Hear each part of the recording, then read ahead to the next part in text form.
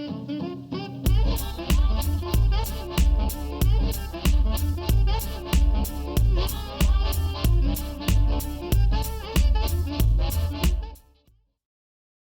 moms, so welcome to a glimpse into the life of a momtrepreneur. Now I wanted to do these short little videos and there's no script, there's no post I've written. I've jotted down a few thoughts because I'm a mom of 6 kids. That's the only way I'm going to remember what I want to say. So if I look down, that's what I'm looking at. Let's see if we can set it up so that I can remember everything that I want to get in. So I wanted to share these little glimpses with you and not make them long because we're busy moms. So, because this life of the momtrepreneur can sometimes feel isolating because you're so busy. Sometimes you can feel alone in your thoughts and feelings. You can feel like giving up. You can feel like you're failing on all fronts. Or you feel like, I got this. And it can sometimes feel like you're all alone in all of those thoughts. But I am here to tell you that you aren't. And so I am going to share with you about my week. So I did not make a video last week because it was our 18th wedding anniversary weekend and it was the first soccer game of the season. So things just got really hectic. And so that's also why I'm doing this on a Friday night instead of a Saturday morning like I have been, because I have to get up early to take all of the kids to soccer. Now, what I like about our soccer league is it is a homeschool league and they have every single age group covered. So all the kids play on the same field. Well, it's spread out over the same park, we'll say that. And they all play at the same time. So we don't have to keep going back and forth and, to 6 different parks and game times and all that kind of stuff. So it's great. But my husband and I did celebrate 18 years. So I thought about what would be the advice that I would give to a younger married couple. And so I thought of 2 things because I didn't want to get into every detail of every circumstance that could happen and, because life happens and sometimes it stinks. So here are my 2 pieces of advice. The first one is to marry your best friend. And this is why, because if you marry your favorite person that you like to do everything with, then life is going to be fun. And, if you don't feel that way about your spouse, then work at it. Make them your best friend. And the second piece of advice I would give would be to say, never stop talking. No matter how difficult the conversation is, keep talking. Don't stop. So my husband and I, we did take the day off. It was a Monday. So he took off from work. I told my clients I would be out of the office and we just had fun. So it did end with my baby puking on me, but hey, such is life. It's the life of the mom. It's never a dull moment. So it ended somewhat eventful, but she was sick for a few days but she's better now. So we're good. That's good. So then it made me think of, how do you work from home with a sick kid? Because she was sick for about 2 to 3 days, and I don't even think she's still 100%. Because I have some kids, when they're sick, it's like a relief because they're calm, they're not getting into everything, especially if you have high energy kids, that when they're sick, it's just like, whew, I get a break. And so it's kind of nice. She's not that way. She is super grumpy and super clingy. So the best part is she did want to take more naps, or longer naps, I should say. So that was helpful. She did sit on the couch for a little bit and just watch movies, but she did want to be held. And thankfully, there are a lot of arms around here to hold her. So we kind of just passed the baby around. So that's how I work from home with a sick kid. And sometimes she's sitting on me while I'm typing on my computer. It works. So, yeah, that's my advice. Those are my practical tips for being home with a sick kid. Okay, so the rest of my week is co-op is now into full swing, and so I taught my second class today, and it really is something that I enjoy doing, but at the same time it also exhausts me.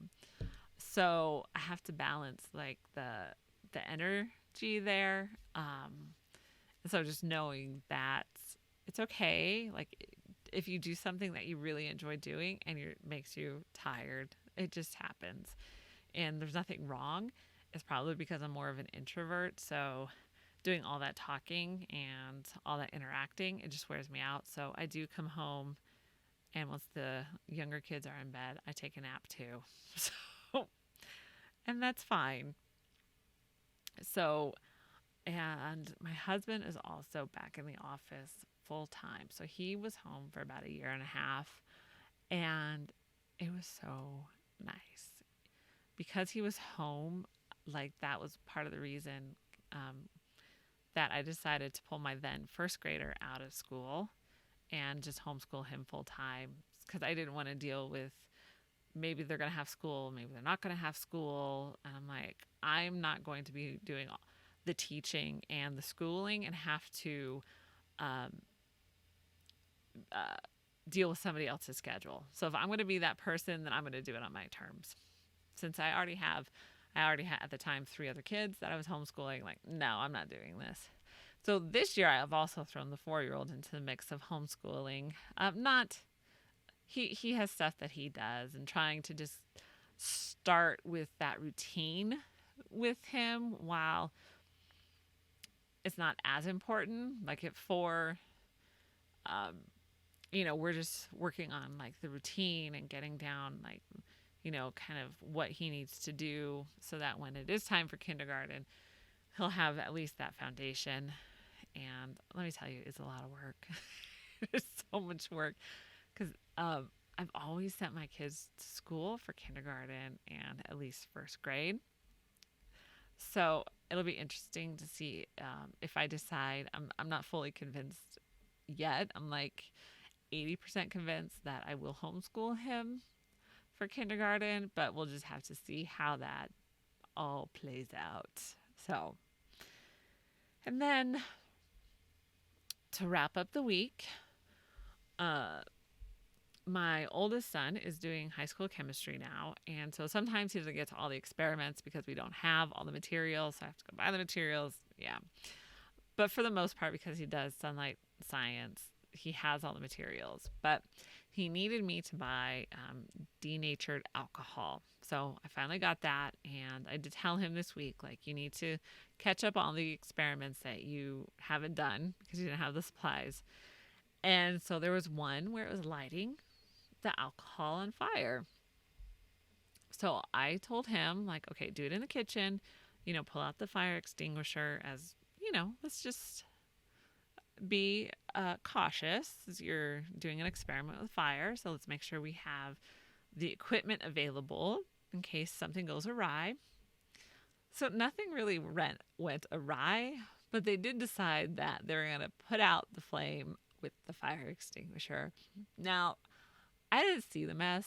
I just walked into what they were cleaning up. And what they told me was the fire extinguisher has a very wide blast radius. So that is how they ended his science experiment. His sister was the one who was manning the fire extinguisher for him. So, yep, that is how we ended our week, with the fire extinguisher going off. I think they enjoyed that part of the experiment more than the actual experiment. So that is seriously a quick glimpse into what a week could look like. And it really is just a glimpse because it is so busy, and there's always something constant going on all the time. And it really makes me think, like, I'm thinking about doing writing on mom burnout, um, because I'm there as far as just with the kind of day to day, like the cooking and the grocery shopping and all of those things. And so, how do you kind of how do you manage everything that, because it has to be done? Like, you want to feed your family and they have this expectation to be fed. So, you just have to do it. But how do you to manage all of that? And I'm not sure I've gotten an answer yet for myself. But hey, it's the mom life, and we got this. No matter how we're feeling, we got this. So that is a quick glimpse into the life of a momtrepreneur, and it truly is never a dull moment. But would I want it boring? Probably not. Okay, so before I go, I forgot to update you. I got my fourth book published. So another journal, so another low content book, but I'm really having fun with them and I am enjoying using them myself. So that makes a total of 4. So this was the first one, my little book of lies, Write Your Heart Out. And I am using this. I have these story ideas in my head. So I'm using it to get all of my ideas that are turning around in my head and start putting them on paper and figuring things out. And so as I write stuff down, I'm like, oh, that's a great idea. I should write this down. This would be great. And so it's really helping to even create more ideas.